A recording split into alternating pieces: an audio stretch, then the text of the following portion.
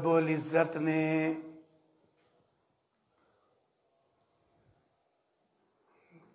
قرآن کریم میں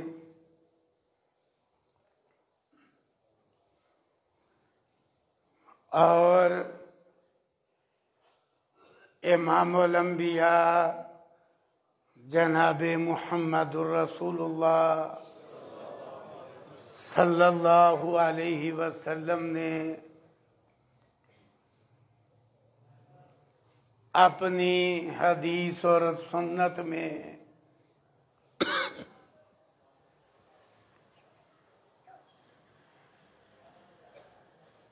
مساجد کے حوالے سے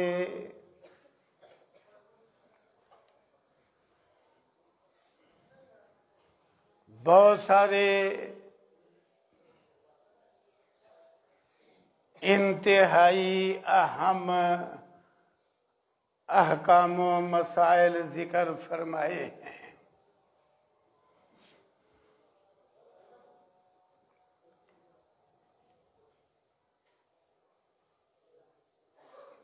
آج کا یہ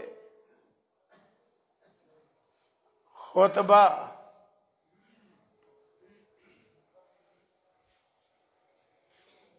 کیونکہ اس عظیم و شان مسجد کی تعمیر نو کے حوالے سے ہے،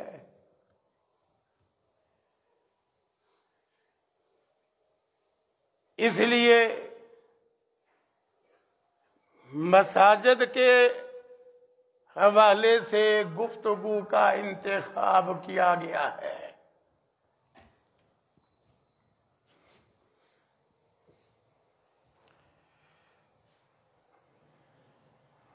سب سے پہلی بات تو یہ ہے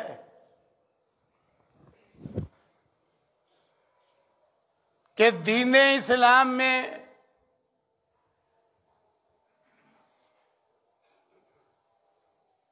مسجد کا بہت بڑا مقام و مرتبہ ہے۔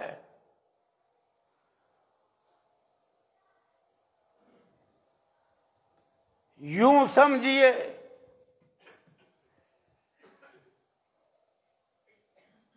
اہل ایمان کی، اہل اسلام کی کوئی آبادی مسجد سے خالی نہیں ہونی چاہیے۔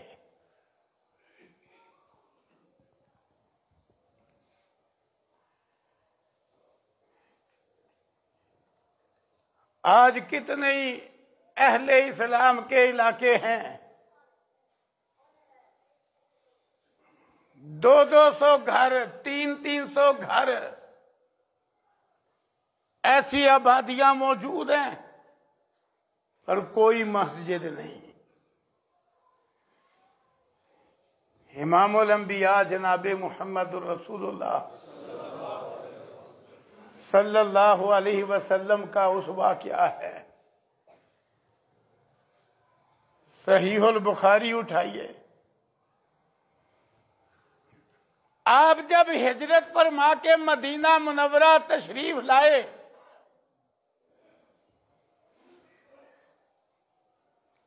ہر شخص کو رہائش کے لیے گھر کی ضرورت ہے، آپ کو بھی ضرورت تھی، لیکن آپ صلی اللہ علیہ وسلم نے مدینہ منورہ تشریف لاتے ہی اپنے گھر کا فکر نہیں کیا،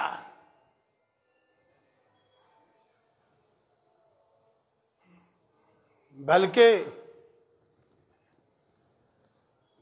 جب آپ چند دن کے لیے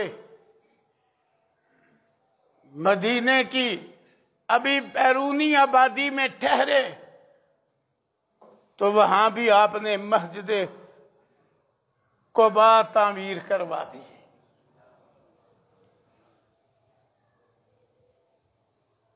حالانکہ وہاں چند دن کا ٹھہرنا تھا۔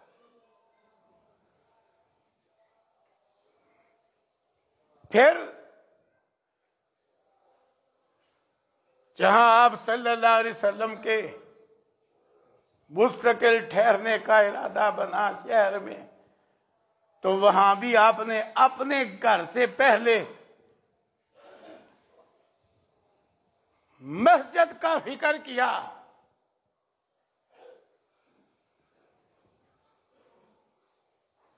جہاں مسجد نبوی، مسجد الرسول صلی اللہ علیہ وسلم تعمیر ہوئی،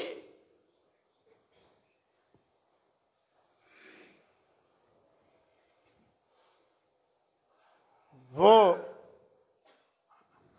انصار کا باغ تھا۔ اللہ اکبر۔ اس کے اندر پرانے وقت کی مشرکوں کی قبریں بھی تھیں، کھجوروں کے درخت بھی تھے، اونچی نیچی جگہ بھی تھی۔ آپ نے فرمایا سامنونی حائطکم، وہ اپنے باغ کا مجھ سے سودا کرو۔ مسجد بنانے کے لیے آپ نے جگہ حاصل کی۔ وہ کہنے لگے جن کا باغ تھا، انصار میں سے تھے، کہ ہم اس کی قیمت صرف اللہ سے لیں گے۔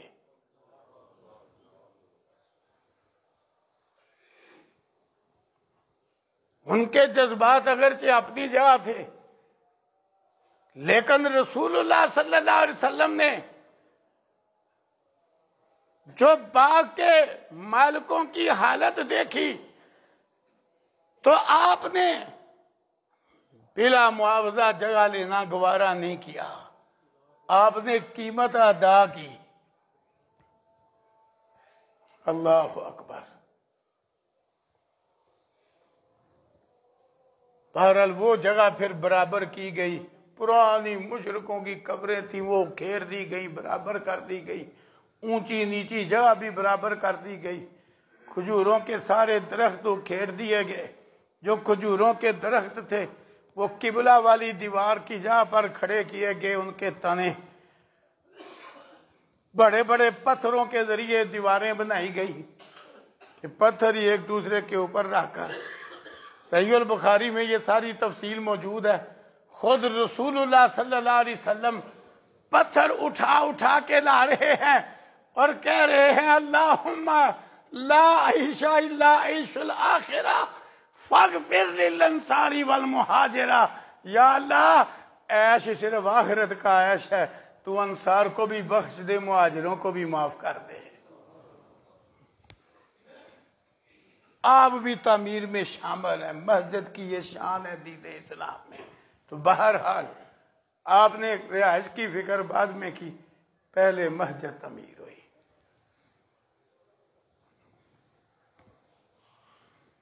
مسجد یہ شعائر اسلام میں سے ہے، شعائر اللہ میں سے ہے۔ صحیح البخاری میں موجود ہے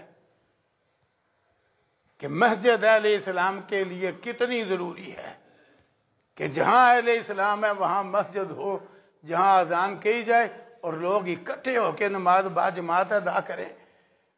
صحیح البخاری میں رسول اللہ صلی اللہ علیہ وسلم جب مختلف علاقوں میں جہاد کے لیے جاتے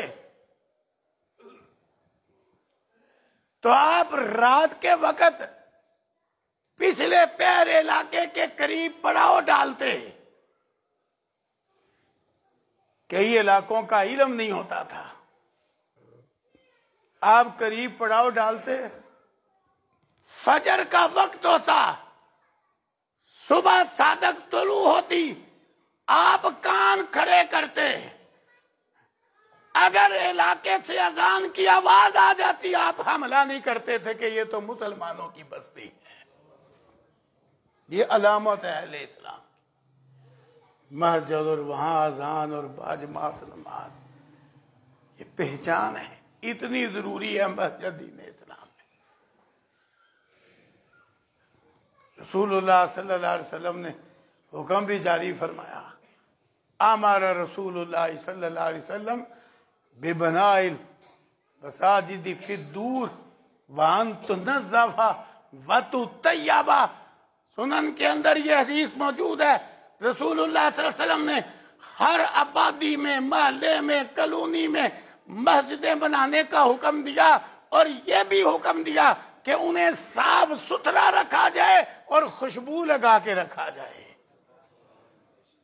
یہ بھی حکم دیا۔ لہذا مسلمانوں کی ہر آبادی میں مسجد ضروری ہے، حتیٰ کہ مسجد پہلے باقی بعد میں۔ اور جو ٹکڑا زمین کا، حالانکہ ساری زمین جڑی ہوئی ہے، ایک ہی ہے نا، پر جو ٹکڑا، جس طرح یہ ٹکڑا ہے، جو ٹکڑا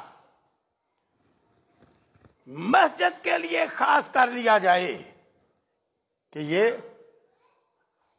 مسجد کی جگہ ہو گئی ہے، پھر وہاں مسجد بن جائے، تو وہ ٹکڑا زمین کے باقی سارے ٹکڑوں سے اللہ کے ہاں محبوب اور پیارا بن جاتا ہے۔ صحیح مسلم میں حدیث ہے، رسول اللہ صلی اللہ علیہ وسلم نے ارشاد فرمایا، احب البلاد الی اللہ مساجدها وابغض البلاد الی اللہ اسواقها۔ اللہ اکبر۔ رسول اللہ صلی اللہ علیہ وسلم کا کوئی فرمان، خواہ وہ کسی مضمون پہ ہو، اس کے اندر اور بڑے سبق ہوتے ہیں۔ آپ فرماتے ہیں زمین کے سارے ٹکڑوں میں اللہ کو انتہائی پیارا ٹکڑا مسجدیں ہیں، اور زمین کے سارے ٹکڑوں میں اللہ کو انتہائی مبغوض اور ناپسندیدہ ترین جگہ وہ بازار ہیں، وہ بازار ہے۔ اب اس میں ایک بہت بڑی تربیت ہے، اللہ اکبر،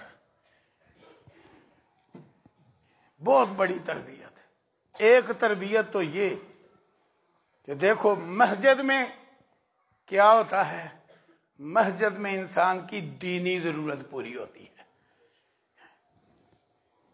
کہ مسجد میں آتا ہے نماز کے لیے، مسجد میں آتا ہے درس سننے کے لیے، مسجد میں آتا ہے خطبہ سننے کے لیے، مسجد میں آتا ہے قرآن سیکھنے کے لیے، سکھلانے کے لیے، سمجھنے کے لیے، سمجھانے کے لیے۔ یہ سارا کچھ دین اور آخرت سے وابستہ ہے۔ نہیں بھائی، نہیں بنانا، اگر بنا لیا اس کو مٹاؤ، آپ کے ذمہ ہے، میں نہیں بھائی قائل۔ اعمال اللہ کے کھاتے میں درج ہوں، یہی کامیابی ہے۔ اگر اللہ کے کھاتے میں درج نہ ہوا یہ خطبہ، تو 100 موبائلوں میں درج کر لو، مچھر کے پر کے برابر بھی نہیں۔ یہ فکر کیا کرو۔ بہرحال کیا تربیت ہے کہ مسجد کے اندر آدمی دین کے لیے آتا ہے، آخرت کے لیے آتا ہے، یہاں دینی ضرورت پوری ہوتی ہے، نماز پڑھی جاتی ہے، قرآن پڑھا جاتا ہے، اللہ کا ذکر کیا جاتا ہے، قرآن سیکھا سکھلایا جاتا ہے۔ تو زمین کا جو ٹکڑا بطور مسجد منقطع ہو گیا، وہ اللہ کے ہاں محبوب ترین ٹکڑا بن گیا۔ احب البلاد الی اللہ مساجدها، وہ پیارا ہو گیا، کیوں؟ اللہ کے ہاں دین انسان کا مقصد ہے، مقصد۔ اور وہ بازار جہاں دنیاوی ضرورتیں پوری کی جاتی ہیں، کھانے پینے پہننے کا سامان ملتا ہے اور دیگر خرید و فروخت ہوتی ہے، وہ ضرورت ہے، وہ ضرورت پوری کرنے کی جگہ ہے، اور دنیاوی زیادہ تر۔ تو اب بازار کے اندر کیونکہ ہر گناہ موجود ہے، یہ حقیقت ہے، بازار ایسی جگہ ہے جہاں ہر گناہ موجود ہے، ایسی خطرناک صورتحال ہے اہل اسلام کے بازاروں کی، جو اپنے آپ کو مسلمان کہلوانے والے ہیں، ایسی خطرناک صورتحال ہے کہ حقیقت ہے یہ ممبر و محراب میں بیان کرنا ناممکن ہے، حیا مانے ہے۔ یہ ہمارے بازاروں کی ایسی خطرناک صورتحال ہے اس وقت، خصوصاً ہر گناہ، ہر برائی، ہر عیب بازار کے اندر موجود ہے۔ اس لیے بازار اللہ تعالیٰ کو زمین کے سارے ٹکڑوں میں انتہائی ناپسندیدہ ہے۔ اور مسجد یہاں کیونکہ دینی ضرورت پوری ہوتی ہے، اذانیں ہوتی ہیں، نمازیں پڑھی جاتی ہیں، خطبہ دیا جاتا ہے، درس دیا جاتا ہے، درس سنا جاتا ہے، اللہ اکبر، دعائیں التجائیں ہوتی ہیں، تو یہ جگہیں اللہ کو محبوب ترین جگہ ہیں، محبوب ترین جگہ۔ یہی وجہ حکم ہے کہ مسجد میں داخل ہوتے ہی کیا پڑھو؟ اللہ اکبر۔ اس سے ہی پتا چلتا ہے اسلام میں مسجد کی کیا شان ہے۔ بسم اللہ والسلام علی رسول اللہ، اللہم افتح لی ابواب رحمتی کا، اللہ کے نام سے، وہ پیغمبر اللہ کا جس نے ہمیں سارا دین سکھلایا ہے، اس پہ سلامتی ہو، یا اللہ میرے لیے اپنی رحمت کے دروازے کھول دے۔ یہ رحمت کا مرکز ہے مسجد۔ اب یہ تو پہلی بات ہو گئی کہ دین اسلام میں مسجد کی حیثیت کیا ہے۔ ہر آبادی کلونی علاقے میں مسجد ہونی چاہیے جہاں اذانیں ہوں اور باجماعت اہل اسلام نماز پڑھے۔ یہ اہل اسلام کی پہچان ہے، یہ شاعر اسلام میں سے ہے، شاعر اللہ میں سے ہے، اور اللہ کے ہاں محبوب ترین ٹکڑے مسجدیں ہیں۔ پھر جب مسجد میں نماز کے لیے اذان کہی جاتی ہے، اس سے بھی پتہ چلتا ہے مسجد کی اہمیت کا۔ مؤذن اذان کہتا ہے اللہ اکبر، اللہ کو کتنا پیار آتا ہے اذان پہ، اور شیطان کو نفرت کتنی ہوتی ہے۔ اللہ اکبر، دونوں باتوں کا ذرا تقابل کیجئے۔ مؤذن اذان کہتا ہے اللہ اکبر، اللہ تعالیٰ کو مؤذن پہ کتنا پیار آتا ہے۔ صحیح البخاری میں ہے، ایک صحابی دوسرے صحابی کو نصیحت کر رہے ہیں۔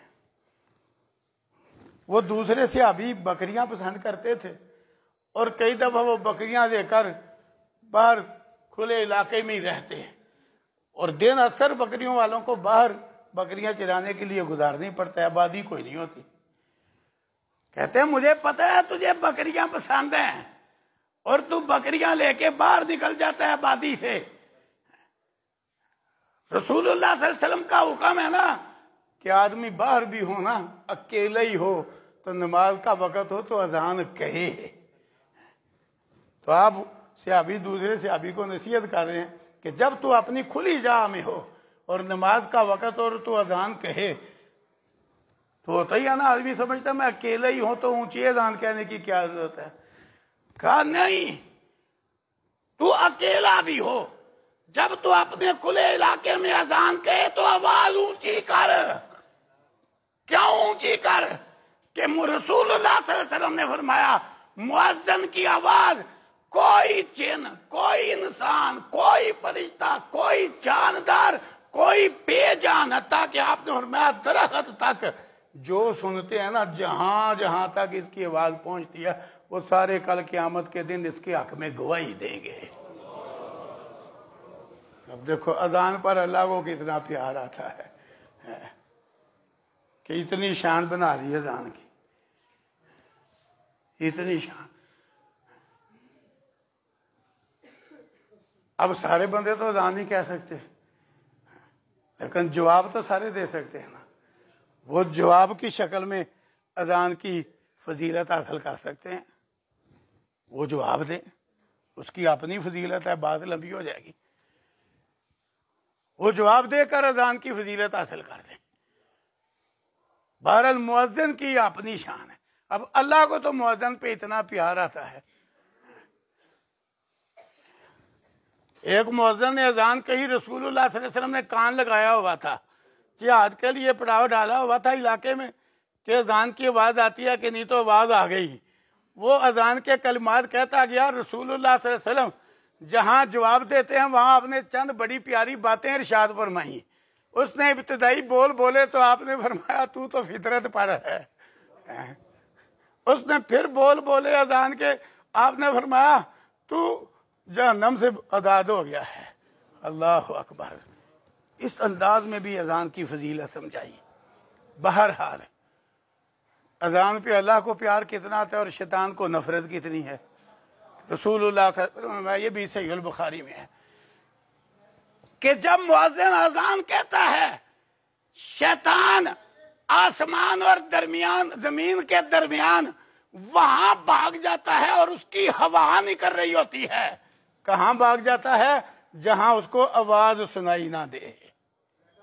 دیکھو ذرا غور کیجئے شیطان کو نفرت کتنی ہے. میں آسمان اور زمین کے درمیان وہاں بھاگ جاتا ہے جہاں آواز نہ پہنچے اور اس کی ہوا نکل رہی ہوتی ہے نفرت سے. اللہ اکبر. شیطان کے چیلوں چانٹوں کو بھی اذان سے بڑی نفرت ہے جو کفار و مشرکین ہیں. اسی لیے اللہ نے قرآن میں بطور خاص بیان کیا کہ تم اذان کہتے ہو یہ مذاق اڑاتے ہیں. تو جس طرح شیطان کو نفرت شیطان کے چیلوں چانٹوں یہود و نصارہ کفار و مشرکین کو بھی اذان سے نفرت. اور کلمہ پڑھنے والوں میں بھی کئی بے دین لوگ موجود ہیں ان کو اذان سے تکلیف ہوتی ہے. اذان سے تو شیطان کو تکلیف ہوتی ہے. شیطان کو تکلیف ہوتی ہے. اسے اتنی تکلیف ہوتی ہے وہ دور بھاگ جاتا ہے. جو یہ اذان ختم ہوتی ہے پھر آتا ہے. اقامت کہی جائے اقامت بھی اذان ہی ہے ایک طرح کی. پھر بھاگ جاتا ہے ہوا نکل رہی ہوتی ہے. پھر جب نماز کھڑی ہوتی ہے تب آتا ہے. اب دیکھو نماز بھی تو دین ہے. نماز میں وہ آگے حائل ہونے کی کوشش کرتا ہے. اذان سے وہ نفرت کرتا ہے. کیوں؟ اللہ اکبر.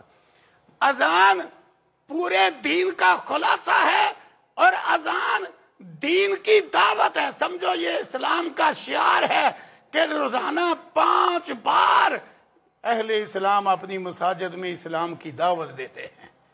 دین کے بنیادی سارے امور اذان کے اندر موجود ہیں. اس لیے اس کو بڑی تکلیف ہے کہ یہ دوسروں کو دعوت ہے دین کی.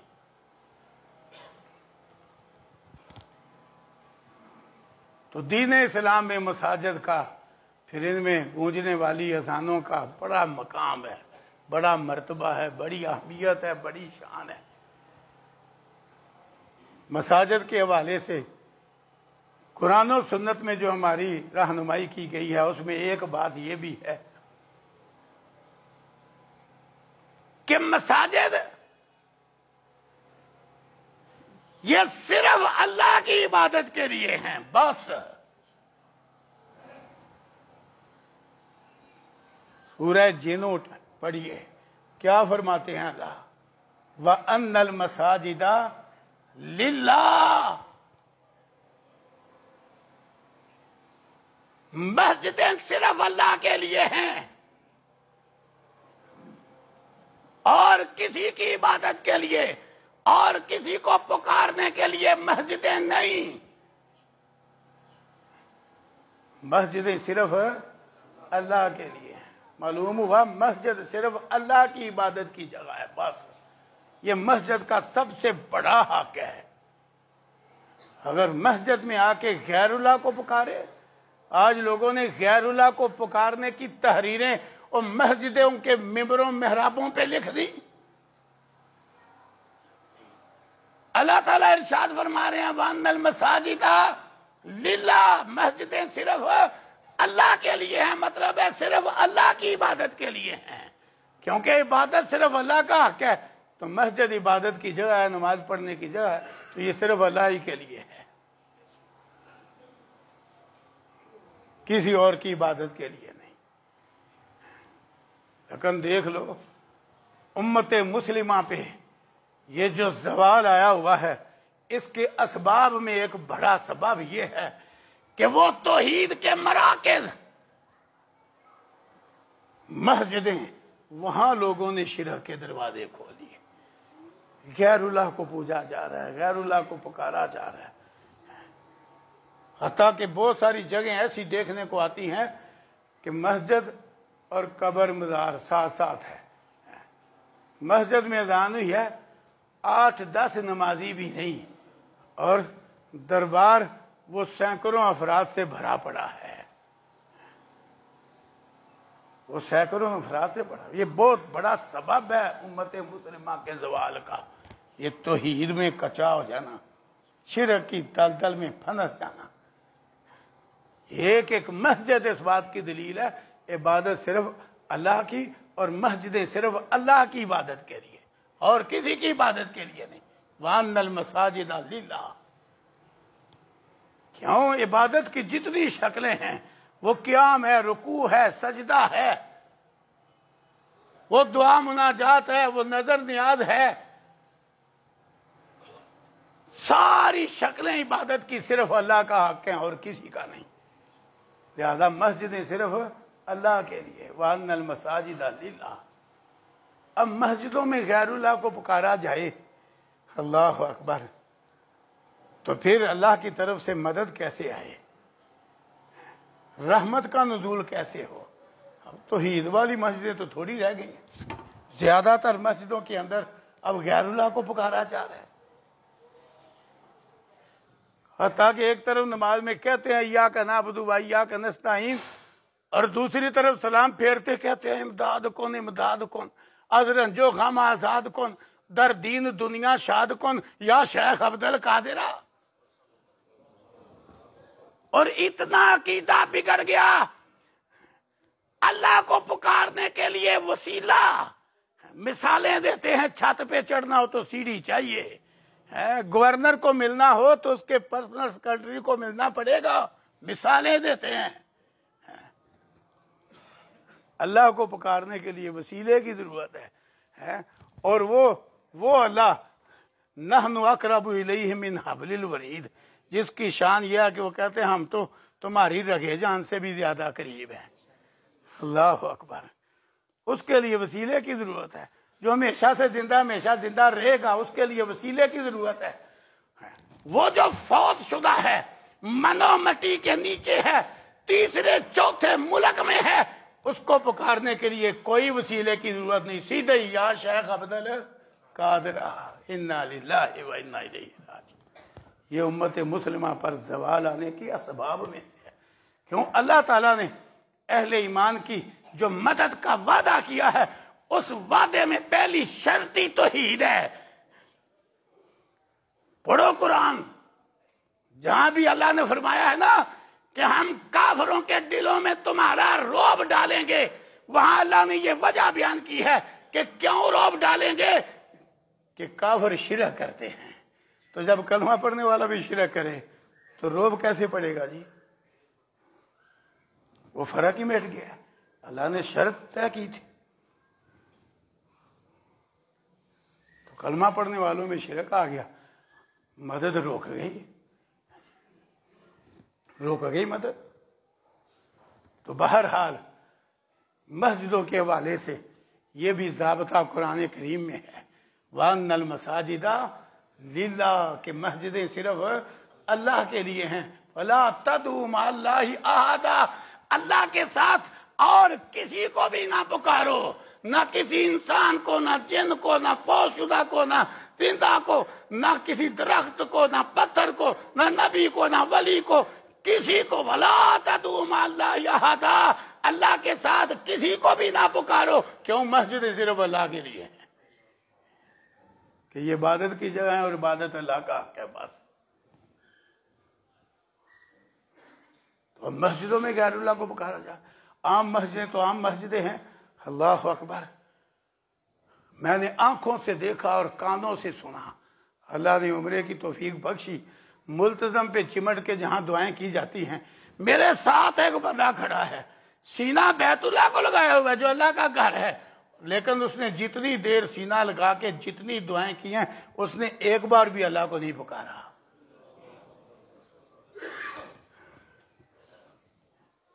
اسی طرح ہمارے محلے کا واقعہ ہے، بندہ ادھر عمرے پہ گیا ہوا ہے، بیمار ہو گیا، اپنے گھر والوں کو فون کر کے کہتا ہے لاہور علی اجویری کے دربار پہ جاؤ، وہاں بکرا ذبح کرو اور وہاں میرے لیے دعا کرو.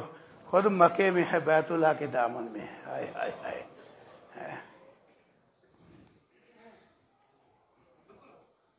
بتوں سے تجھ کو امیدیں، خدا سے نا امیدی، بھلا بتلا تو صحیح اور کافری کیا ہے؟ یہ حالات ہے امت مسلمہ کی اس وقت. اللہ کی مدد کہاں سے ہے؟ ہمارا کافر پہ روب کیسے پڑے؟ بہرحال یہ دوسری اہم ترین بات ہے مساجد کے حوالے سے کہ مسجدیں اللہ کے لیے ہیں، یہ اللہ کا گھر ہیں، ان میں صرف اللہ کی عبادت کی جائے گی، بس اللہ کو ہی پکارا جائے گا، کسی اور کو نہیں پکارا جائے گا. یہ حکم ہے اللہ تعالیٰ کا، فلا تدعوا مع اللہ احدا. تیسری بات، کیونکہ مسجدیں شعائر اسلام ہیں، اسلام توحید کا دین ہے، تو اس لیے کوئی بھی مسجد ہے، مسجد بنانا، اسے تعمیر کرنا، اسے آباد کرنا، یہ صرف اہل ایمان کا حق ہے، اہل ایمان کا حق ہے. کوئی بھی مسجد، یہ اللہ نے قرآن میں اعلان کر دیا ہوا ہے، کوئی بھی مسجد وہ اہل ایمان کا حق ہے. مسجد خالص اللہ کی عبادت کے لیے ہے، خالص اللہ کی عبادت کرنے والے صرف اہل اسلام ہیں. دوسری قومیں تو ساری کی ساری کافر و مشرک ہیں. چلو اہل اسلام میں شرک کرنے والے آگے، لیکن توحید خالص والے بھی صرف اہل اسلام میں ہی ہیں، اور کسی دین میں صرف خالص توحید والے نہیں، یاد رکھنا. تو یہ حق صرف اہل ایمان کا ہے مسجد. اللہ نے قرآن میں کہا، پڑھیے سورہ توبہ، انما یامر مساجد اللہ، کہ اللہ کی مسجدیں وہ بنائیں، وہ تعمیر کریں، وہ آباد کریں. کون؟ جو اللہ پہ اور آخرت کے دن پہ ایمان رکھنے والے ہیں، جو اللہ پہ اور آخرت کے دن پہ ایمان رکھنے والے ہیں، جو نماز قائم کرنے والے ہیں. اب بتلاؤ دنیا میں آسمانی ادیان کی طرف بھی جو نسبت کرنے والے ہیں، یہودی آسمانی دین کی طرف نسبت کرتے ہیں، پڑھتے ہیں نماز، دیتے ہیں زکوٰۃ. نصرانی آسمانی دین کی طرف نسبت کرتے ہیں، پڑھتے ہیں نماز، دیتے ہیں زکوٰۃ. نہیں. تو اللہ فرماتے ہیں مسجدیں آباد کرنا، بنانا، تعمیر کرنا، ان کی ذمہ داری اٹھانا یہ ان لوگوں کا حق ہے جو اللہ پہ اور آخرت کے دن پہ ایمان رکھتے ہیں، نماز قائم کرتے ہیں، زکوٰۃ دیتے ہیں، اور جو اللہ کے سوا کسی سے نہیں ڈرتے. یہ اللہ نے کیوں ایسے اتاری؟ بیت اللہ اور مسجد حرام میں اس وقت قبضہ کفار و مشرکین کا تھا، دیر تک رہا. اب دیکھو کفار و مشرکین کا کیا کام ہے مسجد سے؟ دنیا کا سب سے بڑا مرکز توحید. اب جب تک قبضہ لات منات عزا ہبل کے پجاریوں کا رہا تو مسجد حرام جیسی جگہ میں بیت اللہ کے اندر اور چھت پر بت سجائے گئے. مرکز توحید، اللہ اکبر، اندر بھی بت، اوپر بھی بت. تو اللہ نے ایتیں اتاری کہ یہ نجائز قابض ہیں، یہ حق اہل ایمان کا ہے. تو پھر وہ وقت آیا کہ آپ صلی اللہ علیہ وسلم ہجرت مدینہ کے بعد 8ویں سال ہی فاتح بن کے مکے میں داخل ہو گئے. صحیح البخاری میں موجود ہے، جب آپ نے مکہ فتح کر لیا، آپ کے ہاتھ میں لکڑی ہے، آپ لکڑی کے ساتھ بت پاش کر رہے ہیں اور کہہ رہے ہیں کل جال حق و زہق الباطل ان الباطل کان زہوقا. سارے بت گرائے جو بیت اللہ کی چھت پہ تھے، گرائے بت، اندر سے بت ختم کروائے، حتیٰ کہ جب تک اندر سے بیت اللہ بتوں اور تصویروں سے پاک نہیں کیا گیا، رسول اللہ صلی اللہ علیہ وسلم بیت اللہ کے اندر داخل ہی نہیں ہوئے. تو اللہ نے ثابت کیا یہ حق کس کا ہے؟ اہل ایمان کا. وہ جو نجائز قابض تھے، متولی بنے ہوئے تھے، وہ لات منات عزا ہبل کے پجاری، انہیں معزول کیا گیا. حتیٰ کہ پھر وہ وقت آیا، بتوں سے سوائی تو آپ نے اسی وقت کر دی، اسی وقت، حتیٰ کہ پورے مکہ شہر پہ اسلام نافذ ہو گیا. لیکن حجۃ الوداع سے پھر 1 سال پہلے سن 9 ہجری میں رسول اللہ صلی اللہ علیہ وسلم نے امیر حج بنا کے حضرت ابو بکر کو روانہ کیا. مزید پابندیاں لگائی گئیں کیونکہ اللہ نے یہ بھی حکم دے دیا کہ مشرک پلید ہے، خصوصاً جو دنیا کی یہ سب سے بڑی مرکزی مسجد ہے نا، مسجد حرام اور بیت اللہ، اس میں داخل ہونا تو کجا اس کے قریب بھی نہ آئے ہیں۔ انما المشرکون نجس، اللہ اکبر، مشرک پلید ہیں، وہ مسجد حرام کے قریب بھی نہ آئے۔ تو حجۃ الوداع سے 1 سال پہلے سن 9 ہجری میں یہ حکم نافذ ہو گیا۔ حضرت ابو بکر رضی اللہ عنہ کو امیر حج بنا کے بھیجا۔ حضرت ابو بکر رضی اللہ عنہ نے رسول اللہ صلی اللہ علیہ وسلم کے حکم کے مطابق اعلان کروائے منا کے خیموں میں۔ نبی صلی اللہ علیہ وسلم نے حکم دیا تھا کہ یہ پابندیاں لگا کے آؤ۔ کبھی وہ وقت ہے حدیبیہ والے سال مکے والوں نے آپ کو عمرے نہیں کرنے دیے، لیکن تھوڑی دیر بعد ہی دیکھو کیا تبدیلی آئی ہے اللہ کی مدد سے۔ اخلاص والے تھے، توحید والے تھے، سنت والے تھے، اللہ کی مدد آ گئی تھوڑی دیر بعد ہی۔ تو تھوڑی دیر بعد 2 سال پہلے کیا حالت ہے کہ انہیں مکے میں داخل نہیں ہونے دیا گیا، 2 سال بعد مکہ فتح ہو جاتا ہے۔ کون فتح کرتے ہیں؟ جنہیں پہلے مکے میں داخل نہیں ہونے دیا گیا، عمرہ نہیں کرنے دیا گیا، معاہدہ ہوا ہے، 2 سال بعد وہ فاتح بن جاتے ہیں۔ یہ ہے اللہ کی مدد، اور پابندیاں لگ جاتی ہیں۔ پھر حجۃ الوداع سے 1 سال پہلے یہ اعلان ہوتا ہے۔ حضرت ابو ہریرہ رضی اللہ عنہ کہتے ہیں مجھے حضرت ابو بکر صدیق رضی اللہ عنہ نے یہ اعلان دے کے بھیجا اور بھی لوگوں میں کہ منا میں خیموں کے اندر، لوگوں کے اندر جگہ جگہ اعلان کر دو کہ خبردار آج کے بعد کوئی مشرک بیت اللہ کا طواف نہیں کر سکتا، خبردار۔ شیطان نے ایسی مت ماری ہوئی تھی، ثواب سمجھ کے ننگے ہو کے بیت اللہ کا طواف کرتے تھے۔ جب آدمی شرک کرتا ہے تو عقل ماری جاتی ہے، جب تک عقل قائم ہو بندہ مشرک نہیں ہو سکتا، یہ یاد رکھنا۔ کتنی عقل ماری گئی، بیت اللہ جیسے مرکز توحید میں، عظیم و شان مرکز میں طواف کرتے کپڑے اتار کے اور ثواب سمجھتے، مرد بھی اور عورتیں بھی۔ یہ بتوں کے پجاریوں کی عقل تھی۔ یہ بھی اعلان کروایا گیا خبردار آج کے بعد کوئی ننگا بیت اللہ کا طواف نہ کرے۔ لو جی، حجۃ الوداع سے پہلے پہلے اللہ تعالیٰ نے مکے کو ہر علیحد سے پاک کروا لیا۔ اللہ اکبر، نہ کوئی مشرک آیا، نہ کوئی ننگا طواف کرنے والا وہاں رہا، اور بتوں سے فتح مکہ کے موقع پہ ہی وہ مکہ پاک کر دیا گیا، مسجد حرام اور بیت اللہ کو بھی پاک کر دیا گیا۔ پھر رسول اللہ صلی اللہ علیہ وسلم نے حجۃ الوداع کیا۔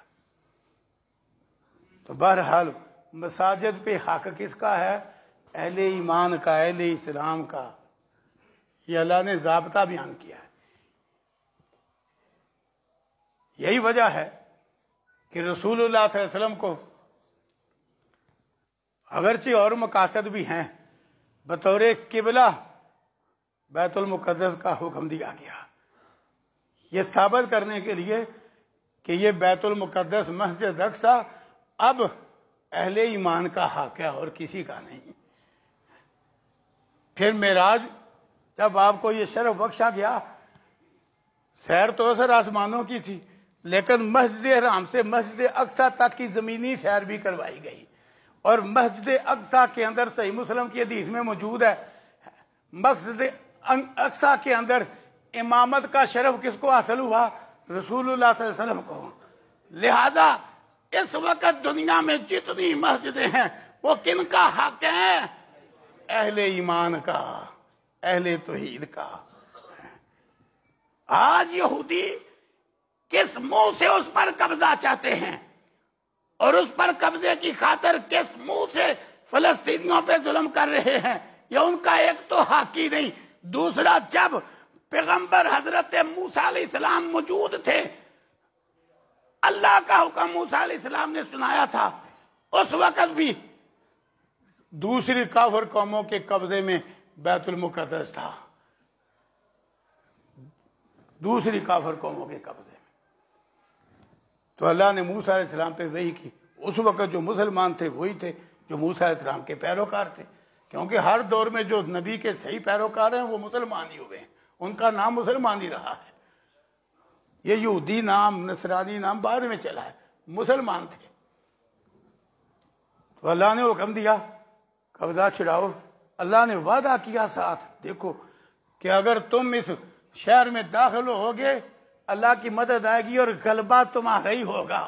لیکن اس وقت انہی کے بڑوں نے کہا تھا وہاں تو بڑے طاقتور لوگ ہیں، بڑے سخت لوگ ہیں، ہم نہیں وہاں داخل ہو سکتے، وہ نکلیں گے تو ہم وہاں جائیں گے۔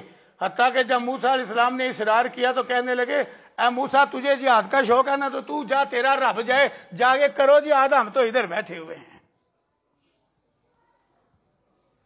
آج کس منہ سے یہ قبضے کی کوشش کرتے ہیں؟ انہوں نے تو یہ کہا تھا اذهب انت وربک وقاتل۔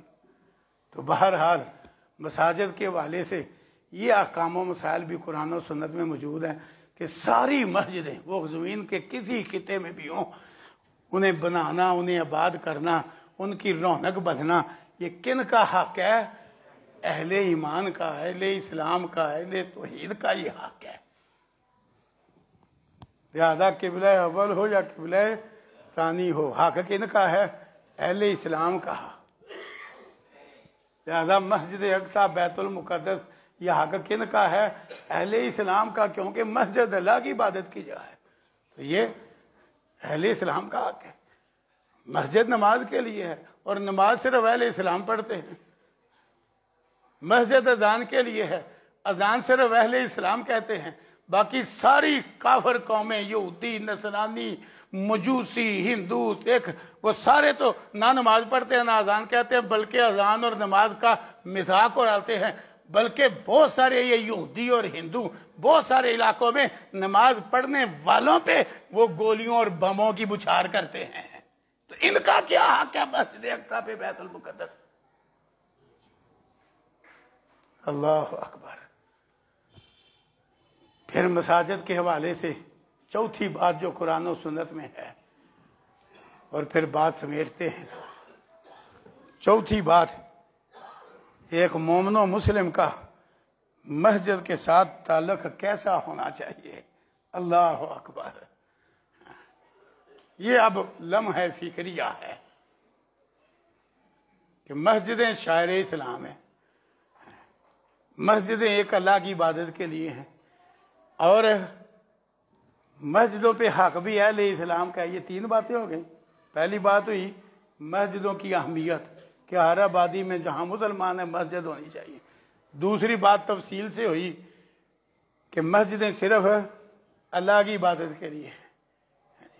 تیسری بات یہ ہوئی کہ مسجدیں حق صرف اہل ایمان، اہل اسلام کا ہے۔ تینوں باتیں تفصیل سے، دلائل سے بیان کی گئی ہیں۔ چوتھی اور آخری بات آج کے خطبے کی، مومن کا مسجد سے تعلق کس طرح کا ہونا چاہیے؟ اللہ اکبر۔ رسول اللہ صلی اللہ علیہ وسلم نے اپنے ایک ارشاد گرامی میں بڑی جامع بات کر دی ہے، اللہ اکبر، جس سے پتہ چل جاتا ہے کہ کیسا تعلق ہونا چاہیے۔ ورنہ مسجد سے تعلق بڑے لوگوں کا ہے، مسلمانوں میں بھی بہت سارے لوگوں کا ہے، لیکن بہت سارے تعلق مسجد سے غلط ہے۔ میں غلط تعلقات کی مثال دیتا ہوں۔ کئی لوگ ہیں دکان قریب ہے مسجد کے، نماز نہیں کوئی پڑھی ہے، لیکن دکان پہ بولو برات کی جگہ نہیں تو پیشاب آ گیا تو مسجد کی لیٹرین میں آ گئے۔ کئی لوگوں کا مسجد سے تعلق اس طرح کا بھی ہے، بجلی بند ہے، گھر میں گرمی بڑی لگ رہی ہے، نماز پڑھنے نہیں آتا، چلو نماز پڑھنے آتا ہے تو تب ہے، نماز پڑھنے نہیں آتا لیکن پتہ ہے مسجد میں یو پی ایس اور پنکھا چل جائے گا، مسجد میں آ گیا، آرام مسجد میں کر لیا آ کے، نماز نہیں پڑھنا۔ یہ بھی تو تعلق ہی ہے نا، غلط تعلق ہے۔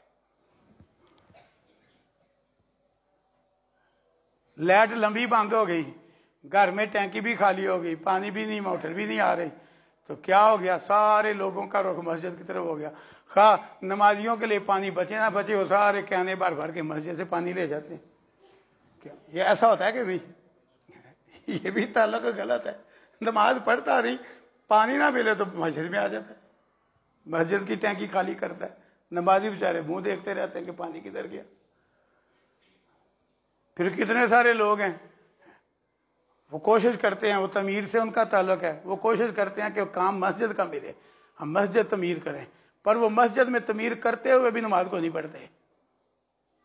غلط تعلق ہے، صرف پیسے کا ذریعہ بنا لیا، نماز تب بھی نہیں پڑھتا۔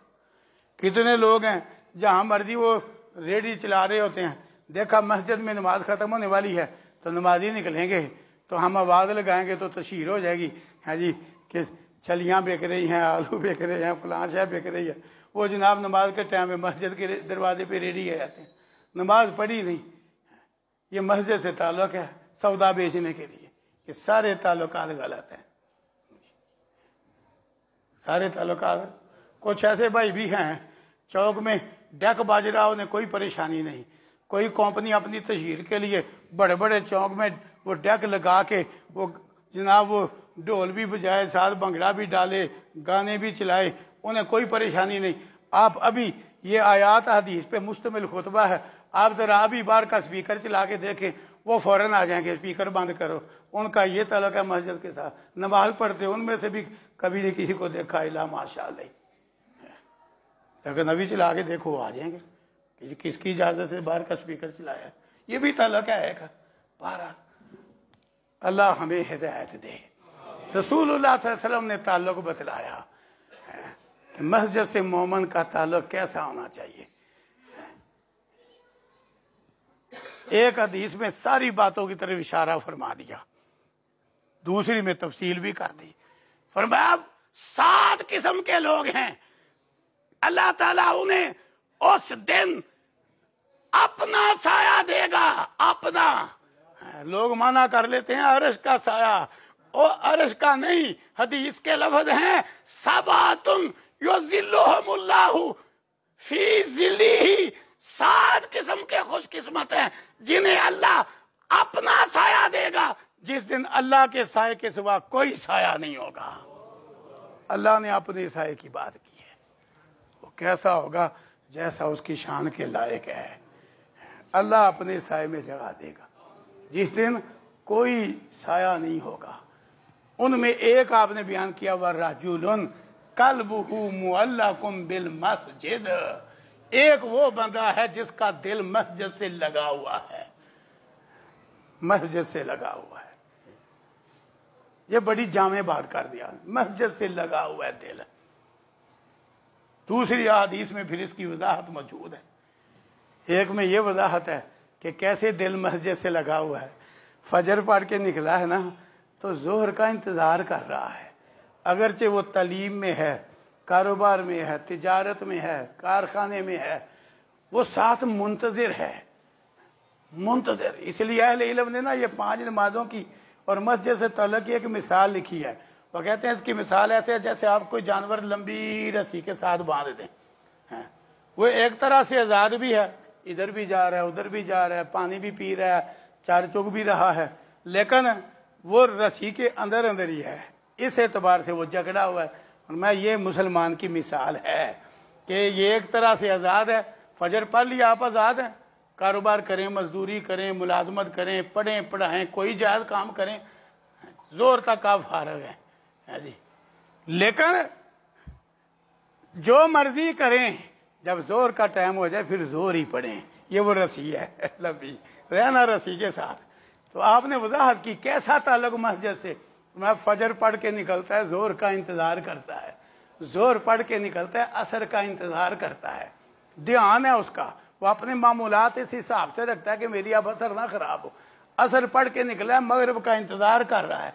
मगरिब पढ़ के निकला है तो इशा का एक नमाज पढ़ के निकलता है तो दूसरी का इंतज़ार करता है। ये ताल्लुक मस्जिद के साथ। अल्लाह अकबर। खुतबा सुनने का ताल्लुक मस्जिद के साथ। अगर मस्जिद में दरस है, तर्जमा क्लास है, उसका एहतमाम है, तो उसमें शमूलियत का ताल्लुक मस्जिद के साथ। मस्जिद की ज़रूरत को अपनी ज़रूरत समझे, अपनी। मैं तो इसलिए कहता हूँ अजीब बात है, जिस तरह की आबादी हो, जिस तरह की जी, वहाँ अपने अपने घर एक एक बंदे ने बनाए होते हैं, अपने अपने घर। हत्ता कि वो कोठियों का इलाका तो कोठी एक बंदे ने अपनी बनाई होती है सारी, उसकी सारी ज़रूरत का सामान भी एक बंदा हासिल कर लेता है, अपना घर है ना। तो अल्लाह का घर सारा मलाबान मिल के भी पूरा ना कर सके तो ये तो बड़ी गलत बात है जी। तो मस्जिद से ताल्लुक ऐसा हो, यानी हर बंदा समझे ये बिल, ये दीगर अखराजात, ये ज़रूरियात, यहाँ अगर जनरेटर चाहिए, यूपीएस चाहिए, हर बंदा समझे मेरे ही काम है। हर बंदा अगर जिम्मेदारी महसूस करके हिस्सा डालने वाला बन जाए, अल्लाह अकबर, तो कभी कहने ही नहीं पड़ेगा जी मस्जिद को फलां ज़रूरत है। کہنا ہی نہیں پڑے گا۔ تو یہ بھی مسجد سے ایک تعلق ہے کہ بندہ مسجد کو بھی اپنا گھر سمجھے، اس اعتبار سے کہ یہاں میں سب سے عظیم الشان ضرورت پوری کرنے آتا ہوں، تو اس لیے یہاں میں مالی حسابی وقتاً فوقتاً ڈالتا ہی رہوں۔ تو یہ اس طرح کا تعلق مسجد کے ساتھ۔ ٹھیک ہے خادم مقرر ہے صفائی کے لیے، لیکن کسی اور کو تنکا نظر آ جائے وہ بھی اٹھا کے باہر پھینکے گا تو ثواب ہوگا، وہ بھی خیال کرے کہ صفائی میرے ذمہ بھی ہے۔ اس طرح کا پیار والا تعلق مسجد سے، نماز کے لیے مسجد میں، خطبے کے لیے مسجد میں، درس کے لیے مسجد میں، ترجمۃ القرآن کے لیے مسجد میں، ہاں جی اسی طرح ناظرے کے لیے بچوں کو بھیجنا، خود نہیں ناظر آتا خود بھی آ جانا، نماز سیکھنا، یہ سارے سلسلے ہیں مسجد میں۔ جس کا تعلق مسجد سے اس طرح کا ہوا، رسول اللہ صلی اللہ علیہ وسلم خوشخبری دے رہے ہیں کہ اللہ اسے اس دن اپنے سائے میں جگہ دے گا جس دن اللہ کے سائے کے سوا کوئی سایہ نہیں ہوگا۔ اللہ تعالیٰ اصلاح اور عمل کی توفیق عطا فرمائے۔ وآخر دعوانا ان الحمدللہ رب العالمین۔ جمعہ کے لیے کتنی اذانیں مسنون ہیں، میں بھی یوں وضاحت کرنا چاہتا تھا، بھائی نے بھی متوجہ کر دیا جی، کیونکہ یہاں 2 اذانیں ہوئی ہیں۔ دیکھیں رسول اللہ صلی اللہ علیہ وسلم کے دور میں خطبہ جمعہ کے لیے ایک ہی اذان ہوئی ہے، دوسری اذان نہیں۔ دوسری اذان حضرت عثمان رضی اللہ عنہ کے دور میں شروع ہوئی، اور اس وقت کی ایک ضرورت تھی، انہوں نے ضرورت کے تحت اجتہاد کیا، اس کی اب ضرورت نہیں ہے، اور وہ ہوتی بھی مسجد میں نہیں تھی۔ اگر چلو ان کے اجتہاد کے مطابق بھی اذان کہنا تو پھر دوسری پھر دور کلواؤ نا۔ یہ جو طریقہ ہے کہ مسجد کے اندر ہی دونوں اذانیں، یہ تو حضرت عثمان رضی اللہ عنہ والا طریقہ بھی نہیں۔ ایک اذان مسجد میں ہوتی تھی تو ایک وہ باہر پہاڑ پہ ہوتی تھی تاکہ دور والوں کو بھی پتہ چل جائے، تو یہ مقصد تھا۔ تو اب تو کیونکہ ایک اذان پہ اسپیکر ہے اور دور دور تک آواز جاتی ہے، اور رسول اللہ علیہ وسلم کے دور میں بھی اذان ایک ہی تھی، ایک ہی چاہیے، مسئلہ یہی ہے، مسنون یہی طریقہ ہے۔ اللہ عمل کی توفیق عطا فرمائے۔